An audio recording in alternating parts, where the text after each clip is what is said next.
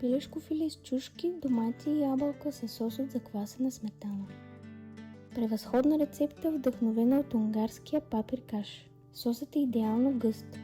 Ябълката придава на пилето и зеленчуците приятен плодов вкус. Невероятно сочно и богато ястие. Рецепта стъпка по стъпка. Ако искате да разгледате някоя стъпка по-подробно, спрете видеото, когато в кадъра се вижда зелен флаг с номера на стъпката.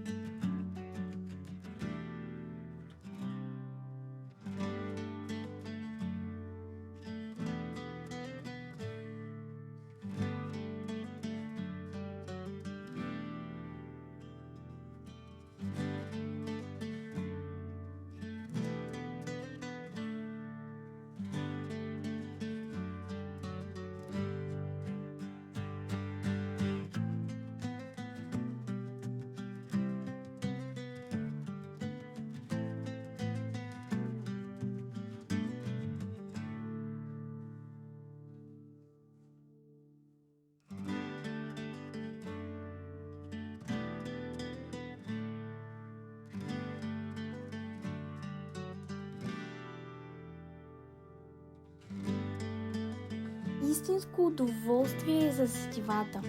Подробната рецепта с списъка на продуктите вижте в описанието. Абонирайте се, харесвайте и споделяйте. И като кликнете върху линковете на екрана и в описанието, ще научите как още вкусно да приготвите нашите любими чушки.